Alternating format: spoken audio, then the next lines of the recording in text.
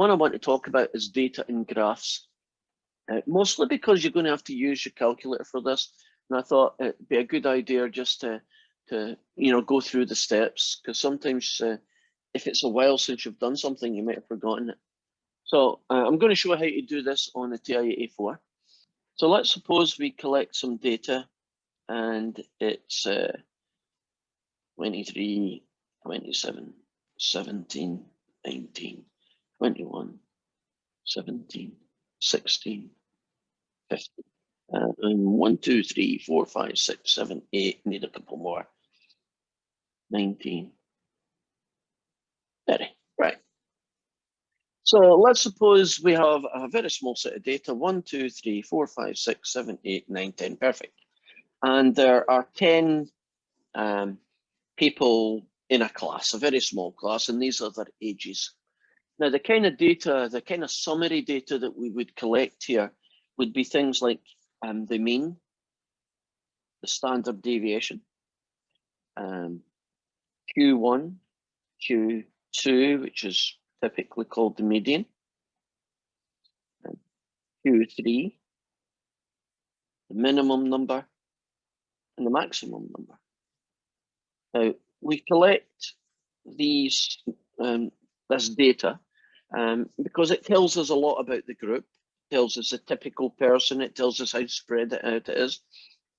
When we use these 5 guys here, for instance, which is called the 5-figure summary,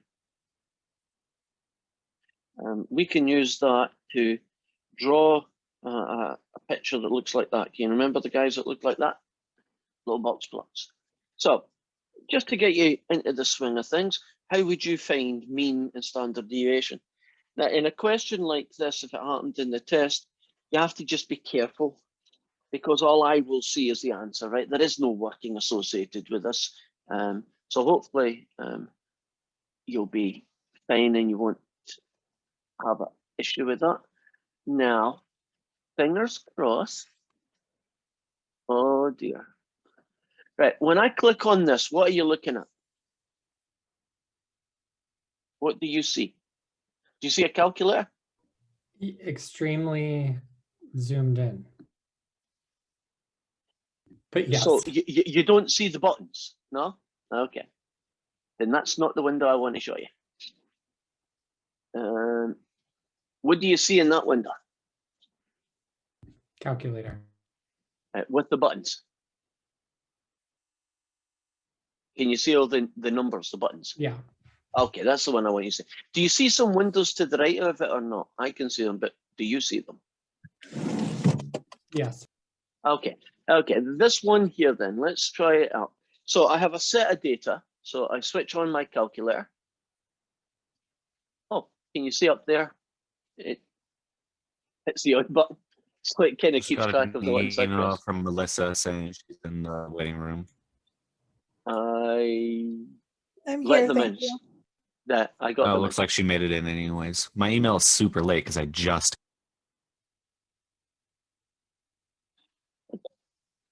Right. So calculator on. Where do I go to put in this data? Can anybody remember before I press it? What button do I hit? Okay, so you hit it, and the guy you're going to choose is number 1, which is enter. See it? And then you just type in the data, and it really doesn't matter the order that you type it in, so that's kind of cool. So 23, 27, 17, 19, 21, 17, 16,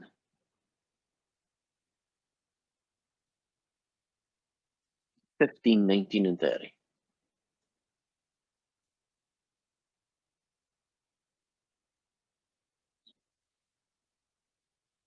And the number I'm about to type in would be the 11th one, so that means I've typed in 10, so I know I've got all the numbers.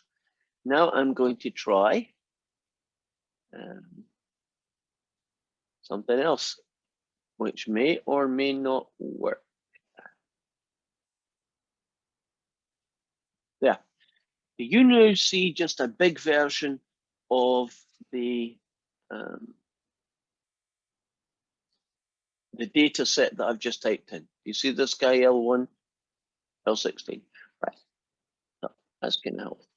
So that's what the numbers look like. So now I need to go and I hit the start button and I go over to calc and I do number one variable stats. And I just realized that that's not going to work. So that was a good idea, but it didn't work out right.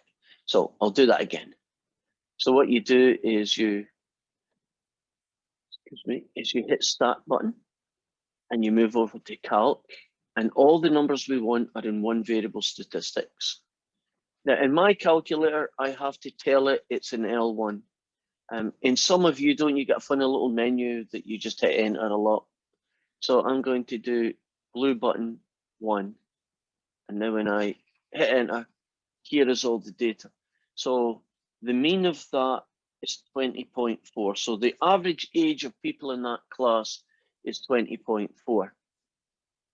The standard deviation is the one called SX. The other one I wouldn't worry about because typically you don't do populations.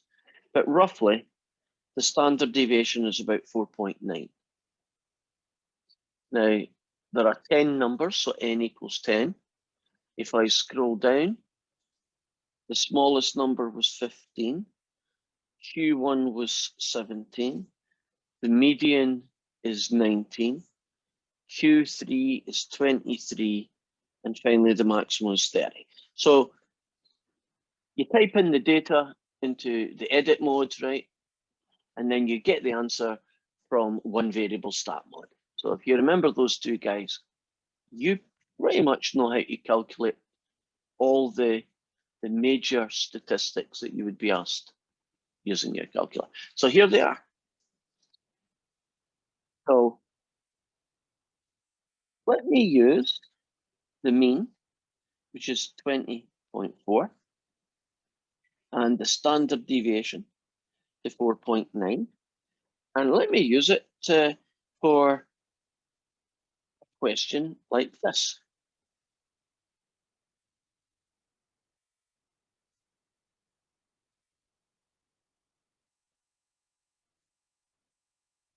Suppose I ask you, what range would I expect 95% of the data?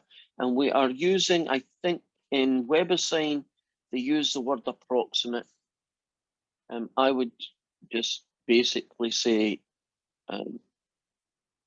using the 95, 90, excuse me, 68, 95, let's write it down, the 68, 95, 99.7 rule, which kind of gives the show away. If you want 95% of the data, right, this one here, isn't it the mean approximately plus or 2 minus 2 standard deviations? You remember that? So if I asked you, what range of ages would 95% of this class be in? Then you'd be saying, well, it's an average of 20.4 plus or minus 2 of these, which is 9.8. And on the small side, trust in my ability to do mental arithmetic, if you take 9.8 away, it could be 10.6 up to 30.2. So you remember those questions where they asked you 68% of the data, 95% of the data, or 99.7? And we are using the empirical rule, which is another name for this if you want to go looking for it.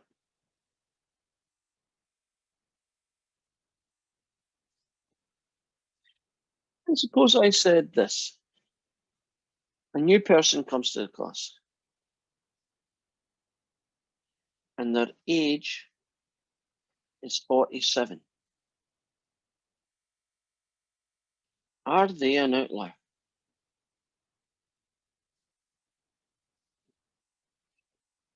How can you tell if someone is an outlier, knowing only the mean and the standard deviation of the class? What makes you an outlier?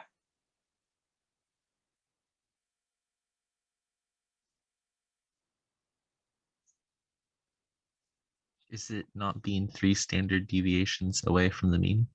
Correct. So if you look at 3 standard deviations away from the mean,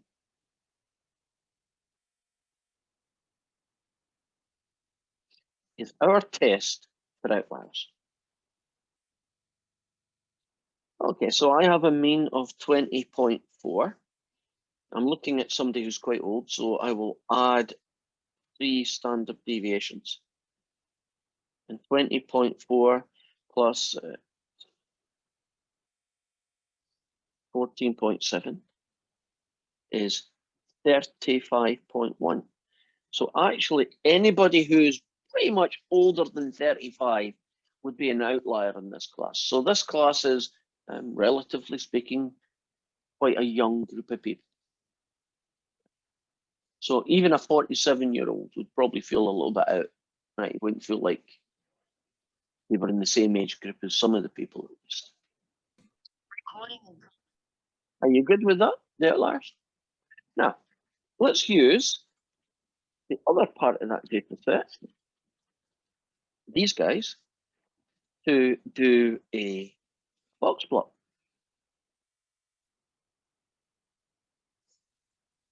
So you draw a number line, and it has to have a scale. The scale doesn't mean you just put 5 numbers. The scale is physically a scale. So it starts at 15 and it finishes at 30. So 5, 10, 15, 20, 25, 30, 35, 40. And you do a minimum at 15, which is about here. Q1 is 17, so I'm guesstimating it's about here. The median is 19, so it's about here. And Q3 is 23, so it's about here. And lastly, the maximum is 30, and it's there. And you join these guys up. And then you do this guy. And obviously you would do a better job at being neat than I am. But there is your box plot. And this is our class. We'll call it Class A. Suppose this professor has 2 classes. And this is the second class.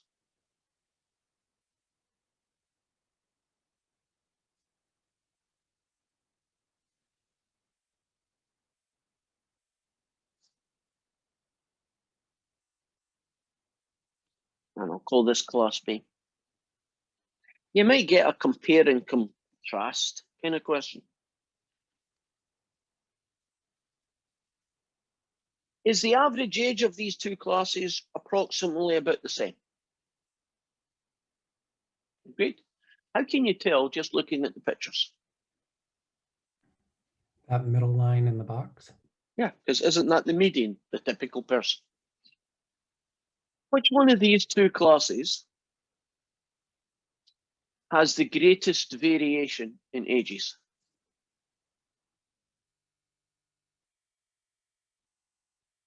Which of these 2 classes has the greatest variation in ages? Class A. Correct. You probably should just look at the boxes. The tails sometimes give you a distorted opinion. But from that box to there, would you agree that middle half, which is what the length of that box is representing, right? Where the middle half of the class live, isn't it a slightly bigger box than the other one in B?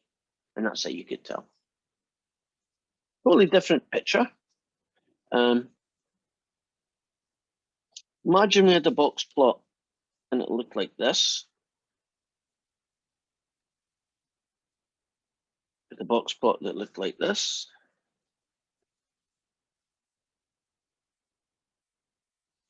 A box plot that looks like this.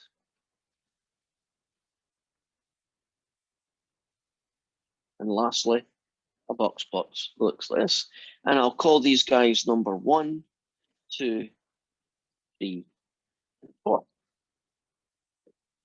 You can describe the distribution by using terms like it's symmetric, it's skewed right, it's skewed left, or it has no particular shape. Each one of them is one of those four things. Which one of these pictures is a box plot that represents data that we would consider to be skewed left?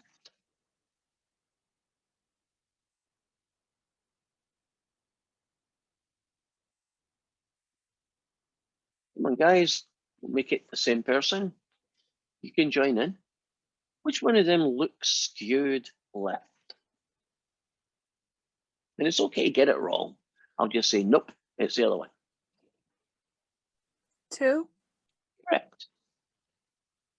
What made it 2? You're right. What made you say, oh yeah, I remember now? What feature tells you that this is skewed left?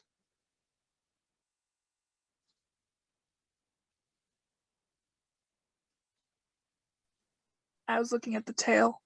Correct. If the tail is long and the box also is long, right? If you look at the split, do you see how the box is more left than right? Can you see the tail is more left than right? That's a skewed left. What would number 3 be then? If that's a skewed left, what would we describe the third one as? If that's skewed left, what would we call the third one? Skewed right. Skewed right, for the same kind of reasons, right? One would be symmetric. And if you want to imagine what the data might look like, a histogram, it would look something like that. If you wanted to imagine what this would look like, it would look like that. Can you see the tail? If you try to draw this one, it would go like that. See it's skewed right. This one here has no particular shape. It could be anything. I don't know what that is. Bumble, right? Who knows? Only using the data from the 5-figure summary. Here is my last question, and then we'll kind of make it open to whatever we want to do. So this is our class, right? And let's suppose a different person comes to this class, and this person is 40 years old. We would like to be able to tell if this person is an outlier. But before we can do that, we have to find a guy called the interquartile range. It's equivalent of the standard deviation, right? It's a number that tells you how spread out the data is. Can any of you remember the formula for calculating interquartile range? It's not a difficult formula.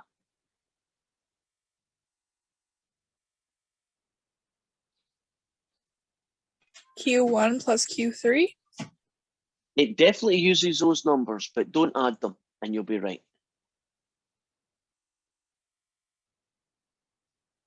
Minus. Yeah. It's the difference between them that's how spread out. So in this particular question, it'd be Q3 take away 17, right? That's Q1.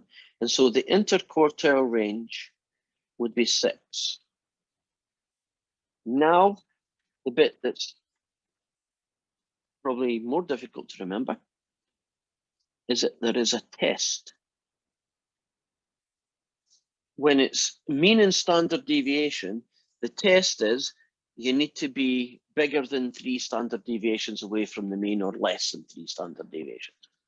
But when we use interquartile range, 5-figure summary data, and we use interquartile range, the test is different. Can anybody remember what the calculation is to decide if you're an outlier? It would be for Q1 minus 1.5 times IQR. And that's how you would check that it's an outlier on the small side, correct? And how would you test somebody on the big side? That's Q3 plus 1.5 IQR. But that green's a horrible color, but hopefully you can see it. Can you see the formula? So let's test the 40-year-old. Q3 is 23. 1.5 times 6. That's 23 plus 9. That is 32. Would you agree the 40-year-old is beyond that border? That 40-year-old would be considered an outlier.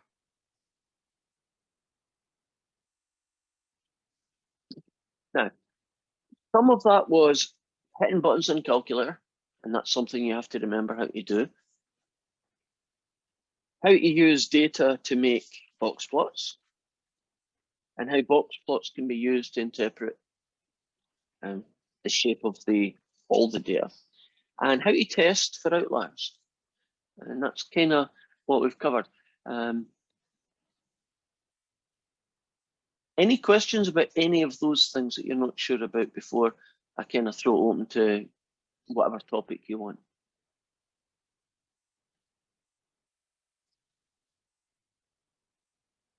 Okay. What do you want me to do? What do you want me to go over, talk about? I don't know. I always had problems with insert sentence here.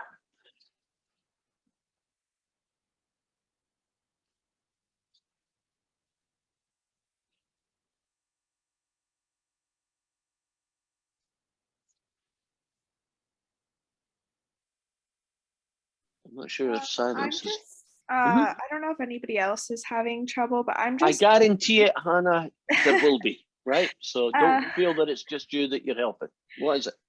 but I've been getting on the homework, for this unit, I've been having trouble with, the test statistic questions on the homework. I think they're Yes. in 12C, testing hypothesis difference in proportions. Gotcha. Hold that thought and I will go in and get that up and running.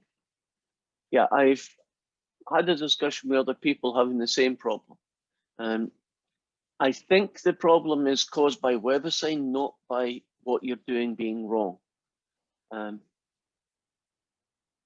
But as soon as I log in, I'll go in as a student view and we'll kind of go through that problem and try to show you what's going on.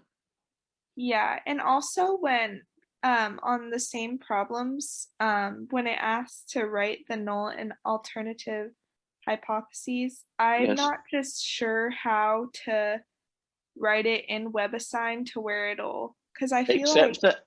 yeah, where it'll accept it, because I feel like I've gotten it right, but I'm just maybe not using the right thing that they want. I've seen that as well with other students. So this section especially, the hypothesis one, has just been very clunky. It's not as clean as it could be. Right, I'm almost at that point. I've just a couple more buttons to press and we'll be ready for that. So first I'm going in is 146. Once I got to there, I'll do a student view because I have to kind of simulate the type of problem that you're going to encounter. So there we go. Just moving some windows around. I'll stop the share. I'm going to have to make that window just disappear. And let's see what we've got. You should be looking at WebAssign, right? Now, which one were we doing? Well, the one where it was the test statistics was 12C, I think. Why I don't I think have it a might have been 12C in here? other ones, but the first one up there. Oh God, that's not. I wonder why that's in the wrong place. Well, I guess they're all the same time, so whatever. Testing difference in proportion. Okay, so I'll click on that one. I think it started with problem 5 or 6, where it was Okay, asking about the test statistic. Okay, let's go down to. Right. Hopefully, are you looking at question 5 here? Yes. Okay, so quick. Let's see if I can make it bigger because I know that some of your screens are maybe not. I've lost it again. Here it is. Right. Is it Yeah, I'm on the right question, right? In 1990, ear piercing and tattoo became common for college men. Never knew that. Okay. Surveys of male students at a large university during that time period found the following numbers. Of the 423 men with no pierced ears, 42 had a tattoo. And the 144 men with at least one pierced ear, 43 of them had tattoos. So essentially my raw data consists of two groups. There's the first group is going to be college men with at least one ear piercing, right? So, God, that's a heading, right? College men, one pierced.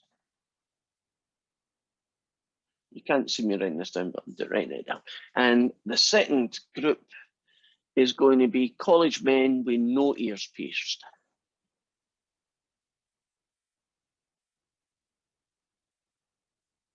Okay, and the significance level for later is 0.05. And we are reading on, assuming that the men represent a random sample of college men, test a hypothesis that college men with at least one ear pierced are more likely to have a tattoo than those with none. So that's going to be P1 take away P2 is greater than 0, and P1 take away P2 equals 0. So I'm going to go and show you what I've written, and then I'll return back here and hopefully figure out how to make it appear in WebAssign. So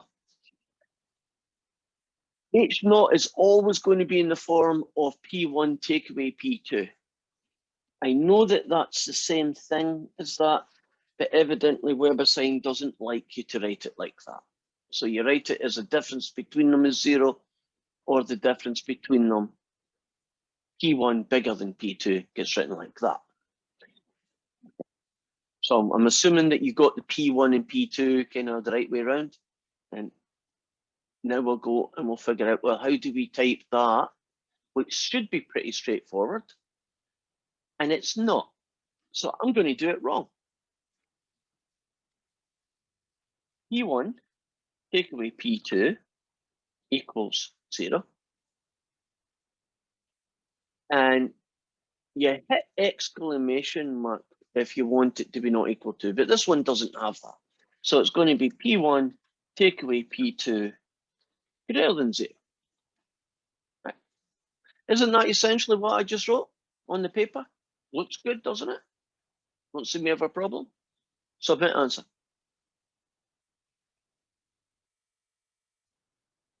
Not right. So how do we fix it? Now let's just do it from scratch.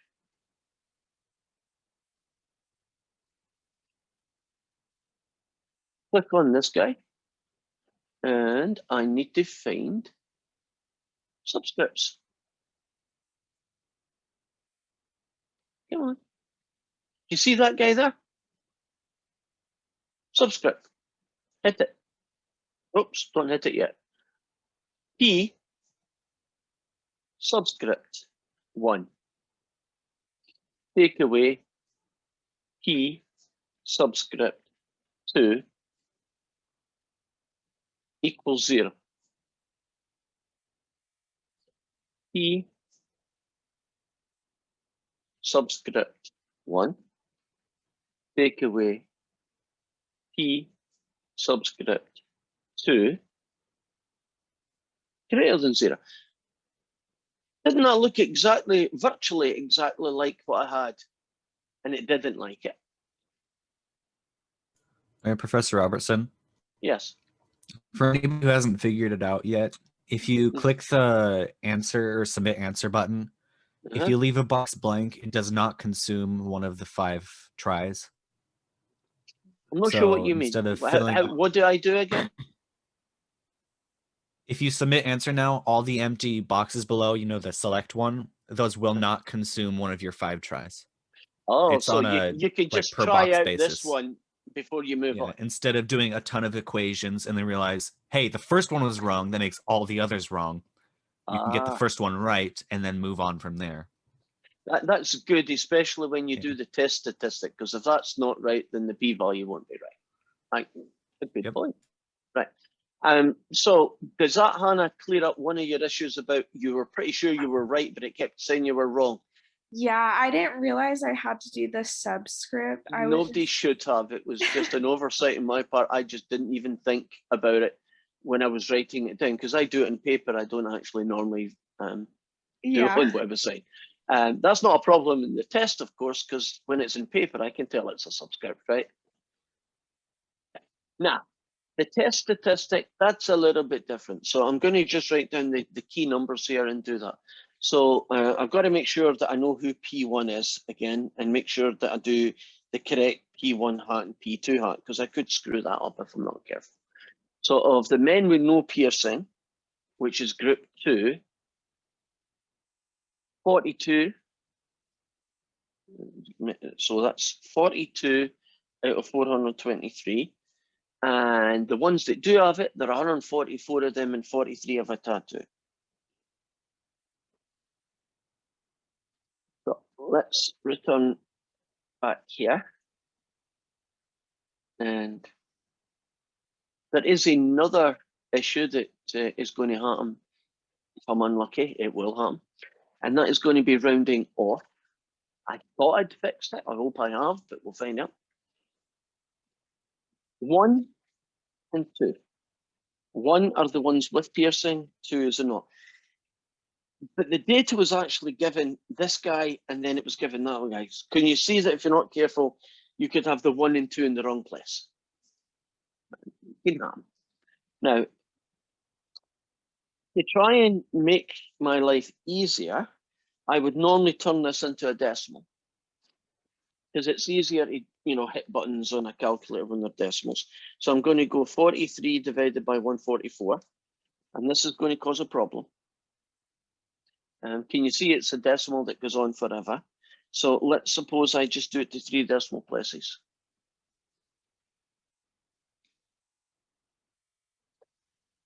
And I do the other one, which is 42 divided by 423, and I'll convert that into 0.099, which is 3 decimal places. I need to find the standard error, and I'm making the assumption that this data is not pooled. There's no good reason why it should be. I mean, aren't the two groups totally different people? There's no reason why there should be variation of any great extent. So I'm not going to pull the data. And what we've got here is P1 hat, Q1 hat over N1, followed by P hat 2E version. In this question then, it's 0.297 and then 0.703. That's the Q, divided by 144 people. And over here, it's 0.099 and 0.901, I hope. And that's going to be over 423. Just for my own benefit, 29.7%, 9.9%. Would you agree that that is a very big difference between the two groups? So I probably should be able to prove significant difference, right? That's my gut feeling, but you're never sure with these calculations. This horrible mess then gets done in the calculator. Am I doing it very similar to what you were doing, Hannah? Is so far looking good? Yes. Okay, so there are 2 possible reasons why it's not matching. The first one is rounding off. WebAssign, I'm kind of getting the feeling now that most questions aren't done by a human. I think they just plug it into a piece of software and the software gives them an answer.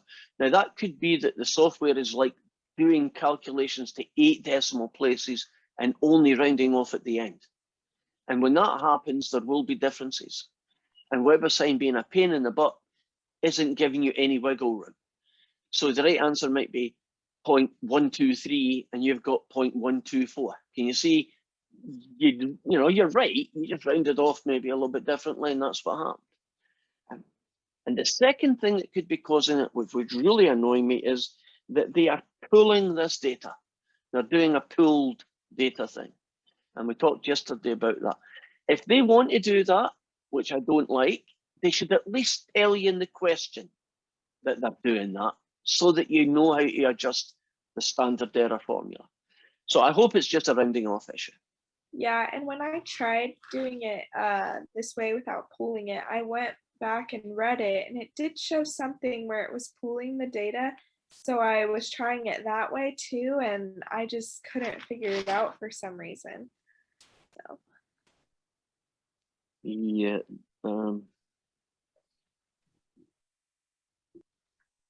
Software is really good when it wants, but when it wants to fight you, as it seems to be doing, especially in this section, it is making our life a misery. I think, David, you've experienced exactly what's happening right now, haven't you? It Yeah. must be as frustrating as heck, because you know you're doing it right, but you just can't. They're not cooperating with you, right? They're not making it clear what you're meant to be doing. So I don't know. If this causes a real big hassle, I might just go back and give everybody 100% because you should get it anyway.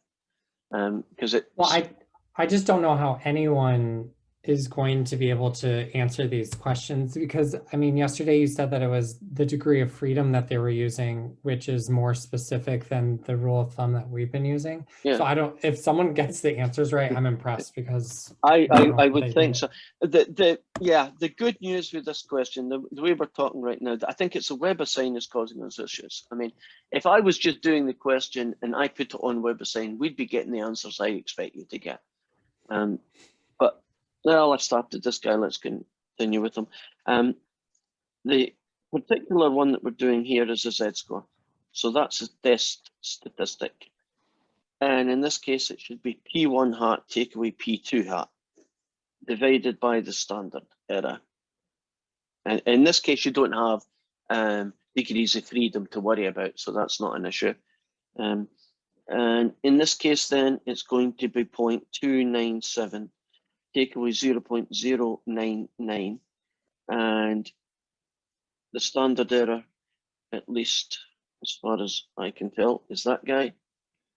So bracket 0.297, take away 0.099, divided by 0.041. Did you get a number round about 4.83? yeah, I did get a number close to that. The only I actually got 4.62 only because on pulled it? WebAssign it switches up the numbers. Oh, okay. So mine was 441 out of 144, and then P2 was 42 out of 425. But you're agreeing with the process. You're doing this Yes. the right way then. So the good news is you're doing it the right way. And so if you take WebAssign out of the picture, this is totally valid for any situation, right? You could argue this one. So I'm now going to return and find out I'm wrong.